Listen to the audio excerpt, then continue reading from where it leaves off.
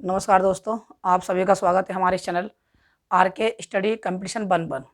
देखिए, हमने अपने इस चैनल पर इंटरमीडिएट NCERT बुक शुरू करी है और इस बुक में हम आज आपको पढ़ाने वाले हैं चैप्टर फर्स्ट के मोस्ट इम्पोर्टेंट सिद्धांत। जो प्रमुख सिद्धांत आपके रहने वाले हैं, मैं उन्हें बहुत ही अच्छे से कराऊंगा और ये आपके सिद्धांत एग्ज़ाम में 5 नंबर या 3 नंबर के पूछे जाएंगे आगामी परीक्षा 2023 यूपी बोर्ड। ठीक, और इसमें मैं आपको प्रत्येक सिद्धांत की थ्योरी चित्र सहित और उसे सिद्ध करके दिखाऊंगा कि आपको इस प्रकार से एग्जाम में करके आना है और अपने 5 नंबर पक्के कर लीजिए आने वाली आगामी परीक्षा यूपी बोर्ड 2023 इंटरमीडिएट। ठीक है, और जो आपके साथी हैं आप उनसे कह सकते हैं कि फ्री ऑफ कॉस्ट में आपको ये पूरा सिलेबस NCERT साथ साथ प्रमुख सिद्धांत और इसके साथ न्यूमेरिकल्स जो आपके प्रीवियस ईयर यानी जो यूपी बोर्ड में पूछे गए हैं, यूपी बोर्ड में जितने भी प्रत्येक जिले के आपके 75 जिले में जो भी क्वेश्चन आपके बने हुए हैं मैं सारे सॉल्व कराऊंगा और आपका एग्ज़ाम बहुत अच्छे से क्लियर होगा। और आप फिजिक्स में आपका 70 नंबर का क्वेश्चन पेपर आएगा और मैं इतना कह सकता हूं कि आप 70 में से लगभग 68-65 नंबर गेन कर पाओगे।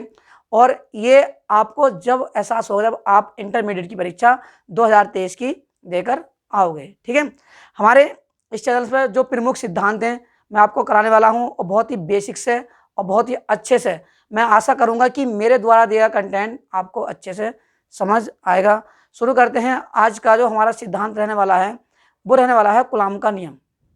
अब देखिए, कूलाम का नियम समझते हैं। कूलाम का नियम क्या होता है? तो एक हमारे वैज्ञानिक थे, कौन? कूलाम। ठीक है, अब उन्होंने अपना नियम दिया और नियम के बारे में क्या बताया, बस कूलाम के नियम में 3 बातें याद रख लेनी है और आपको कूलाम का नियम झट से याद हो जाएगा। देखिए, पहली बात तो ये बताया कि पहले मैं बता परिभाषा। उन्होंने नियम किस पर लागू किया? उन्होंने 2 आवेश लिए। अब उन आवेश को एक को Q1 मान लिया और दूसरे को Q2 माना। एक को Q1 और दूसरे को Q2। आप Q0 भी मान सकते हैं। और यहाँ Q0 क्या है? Q0 एक परीक्षण आवेश होता है, जो एक काल्पनिक आवेश होता है, अति लघु बिंदु आवेश होता है, जिसे हम काल्पनिक आवेश मान लेते हैं। इसे बोलते हैं हम परीक्षण आवेश Q0।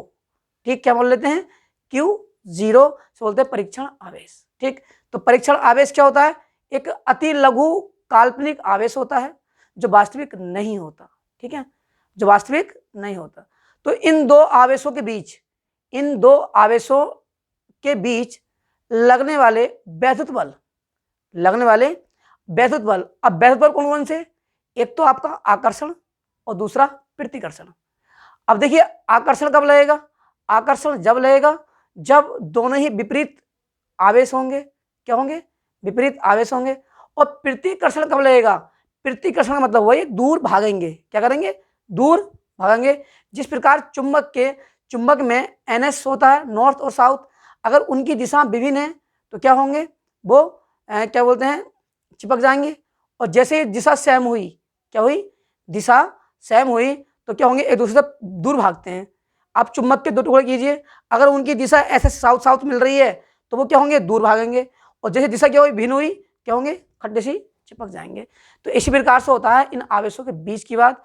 अब आवेशों में क्या होगा? अगर एक धनात्मक ऋणात्मक है तो ये क्या होंगे? आकर्षण होंगे, नहीं चिपक जाएंगे। और जैसे ही ये क्या होंगे? समान होंगे, एक बराबर होंगे, क्या होंगे? प्रतिकर्षित होंगे, यानी दूर को भागेंगे। तो ये हुआ आकर्षण और प्रतिकर्षण। ठीक, तो उन्होंने यही तो बताया। दो बिंदु आवेशों बीच लगने वाले वैद्युत बल क्या होते हैं? वैद्युत बल आकर्षण या प्रतिकर्षण। इनके ऊपर उन्होंने 3 बातें कही। पहली बात उन्होंने कहा कि जो बल लगता है किन के बीच? Q1 और Q2, यानी 2 आवेशों के बीच, 2 आवेश माने हैं Q1 और Q2। इन आवेशों के बीच जो बल लगता है वो उसके क्या होता है? अनुक्रमा अनुपाती होता है। किसके? बल के अनुक्रमा अनुपाती होता है। ये हुई पहली बात। ठीक, अब देखिए दूसरी बात क्या हुई? उन्होंने कहा कि जो आवेश हैं Q1 Q2, जो आवेश हैं Q1 Q2, इनकी बीच की दूरी क्या है r, इनकी बीच की दूरी के वर्ग के व्युत्क्रमण अनुपाती होता है। क्या होता है? व्युत्क्रमण अनुपाती होता है। ठीक, तो जो हमारा क्या होता है, बीच की दूरी के वर्ग के व्युत्क्रमण अनुपाती होता है। तीसरी बात कही, जो इनमें परावैद्युतांक माध्यम का परावैद्युतांक वो होता है k। अब परावैद्युतांक क्या होता है? परावैद्युतांक बोलते हैं माध्यम की वैद्युशीलता और निर्वात की वैद्युशीलता के अनुपात को माध्यम का परावैद्युतांक कहते हैं, और इसके भी क्या होता है, ये व्युत्क्रमण अनुपाती होता है। बस आपको ये 3 बात याद रखनी है, और इन 3 बातों में कूलाम का नियम आपका पक्का 3 या 5 नंबर आपके इसी टॉपिक से हो जाएंगे पक्के। ठीक है, अब देखिए, अब हमारा कूलाम का नियम 3 बात निर्भर है। अब हमें सिद्ध करते हैं, सिद्ध कैसे करेंगे देखिए। ठीक, शुरू करते हैं। देखिए, सबसे पहली बात, 2 आवेश लिए, ध्यान समझना है। क्या लिए? 2 आवेश लिए, एक का नाम Q1 और दूसरे का नाम Q2। अब अगर तुम विपरीत ले रहे हो तो यहाँ बल कौन सा लगेगा? आकर्षण। और जैसे तुम क्या ले लोगे, इन्हें समान ले लोगे, यानी दोनों ही ले लो प्लस के, तो बल कैसा लगेगा? प्रतिकर्षण। तो यार ये आकर्षण और प्रतिकर्षण, आकर्षण या प्रतिकर्षण बल लगे किसके बीच? Q1 और Q2 के। आप यहाँ Q1 ही मान सकते हो, और आप यहाँ Q और Q0 ही मान सकते हो। ये डिपेंड करता है आप पर, आप किस प्रकार से मान के कर सकते हो। इनके मध्य बीच लगने वाला बल क्या है? F है। तो पहली बात इन्होंने कही है, और पहली बात क्या कही है? पहली बात ये कही है कि यह बल दोनों आवेशों के गुणनफल के अनुक्रमानुपाती होता है। अब कुछ बच्चों को शायद ना मालूम हो कि अनुक्रमानुपाती कब होता है और व्युत्क्रमानुपाती कब होता है, वो समझिए ढंग से। ठीक है, अब देखिए, अगर कोई संख्या इस चिन्ह के बाद भिन्न के रूप में लिखी है, किसके रूप में? भिन्न के रूप में, यानी अंश बटे हर में। मान लो मैं बनाता हूं x बटे y। ठीक, इस रूप में लिखी है, यानी विपरीत है, उल्टी कर रहे हैं उसे, व्युत्क्रमण अनुपाती कर रहे हैं, उल्टा कर रहे हैं। व्युत्क्रमण होता है उल्टा क्रम। ठीक, तो वो ये पढ़ा जाएगा व्युत्क्रमण अनुपाती। और यदि इसके बाद ये सिंपल में 2 3 5 कुछ भी संख्या x y z, यानी x y z, तो ये पढ़ा जाता है क्या? समानुपाती। ठीक, क्या पढ़ा जाएगा? समानुपाती। कोई भी संख्या अगर उल्टी करके पढ़ी जा रही है, ठीक, तो उसका क्रम उल्टा है, तो ये चिन्ह पढ़ा जाएगा व्युत्क्रमण अनुपाती। और कोई भी संख्या अगर बिना उल्टी करके नहीं पढ़ी जा रही है तो कहलाएगा समानुपाती। ये हुई समानुपाती और व्युत्क्रमण अनुपाती के बीच में बात। तो पहली बात कूलाम के नियम में कही कि यह दो, पहले बल समझ लो इसका क्या है, मैंने पहले समझा दिया आपको, और समझ लीजिए। 2 स्थिर बिंदु आवेशों के बीच लगने वाले वैद्युत बल आकर्षण या प्रतिकर्षण, आकर्षण और प्रतिकर्षण दोनों हो सकते हैं, ये दोनों से एक हो सकता है। ठीक है, आकर्षण और प्रतिकर्षण या आकर्षण और प्रतिकर्षण। ठीक, बल के लिए कूलाम ने निम्नलिखित नियम दिए। पहला नियम मैंने क्या बताया कि जो बल है इन दोनों आवेशों के गुणनफल के अनुक्रमण अनुपाती होता है। तो जो बल है F इन आवेशों के गुणनफल के Q1 Q2, मैं Q1 और Q2 मान कर रहा हूं, आप Q0 भी मान सकते हो, और क्या है? अनुक्रमण अनुपाती है। पहली बात तो हुई ये भाई, पहली बात हो गई ये, क्लियर। अब देखिए दूसरी बात ये कही कि यह बल आवेशों के बीच की दूरी के वर्ग के व्युत्क्रमण अनुपाती होता है। अब देखिए बीच की दूरी क्या है? r, इसका वर्ग, और इसका उल्टा क्या हो गया? 1/r, तो क्या हो गया? व्युत्क्रमण अनुपाती। तो ये जो बल है, ये बल इसके क्या है? वर्ग के बीच की दूरी के वर्ग के क्या है? व्युत्क्रमण अनुपाती। ये बात हो गई हमारी दूसरी। क्या बात हुई? दूसरी। तीसरी बात कही कि यह बल दोनों आवेशों के मध्य स्थित माध्यम के परावैद्युतांक के क्या होता है? व्युत्क्रमण अनुपाती होता है। तो जो तीसरी बात कही, परावैद्युतांक का होता है हमारा के, कैपिटल के, इसके भी क्या है? इसके भी व्युत्क्रमण अनुपाती है। ये बात कही तीसरी। क्या बात कही? तीसरी।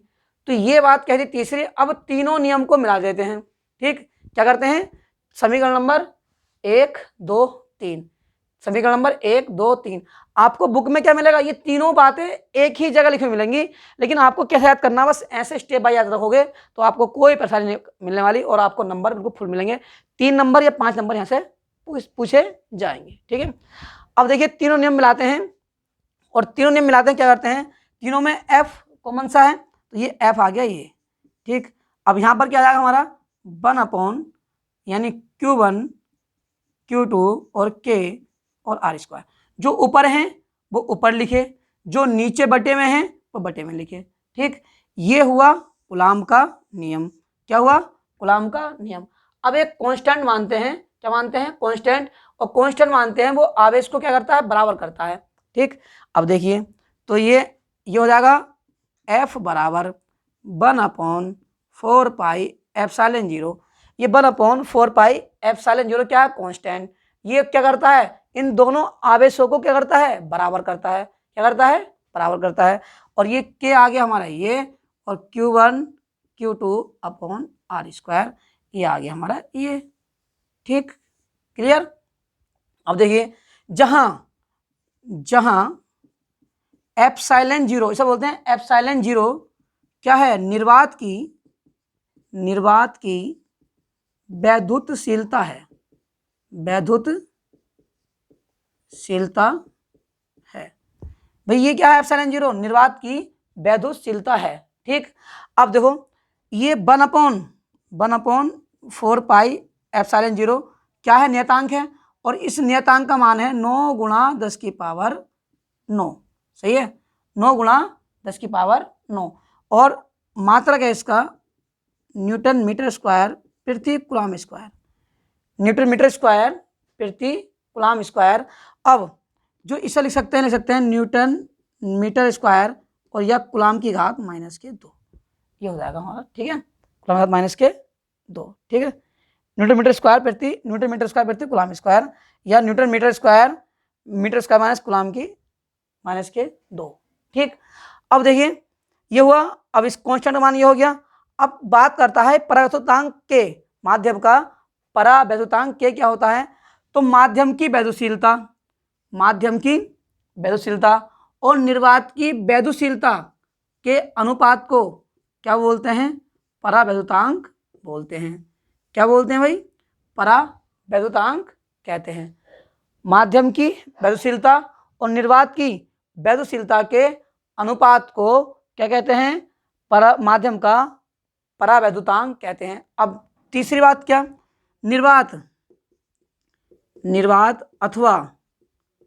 निर्वात अथवा वायु के लिए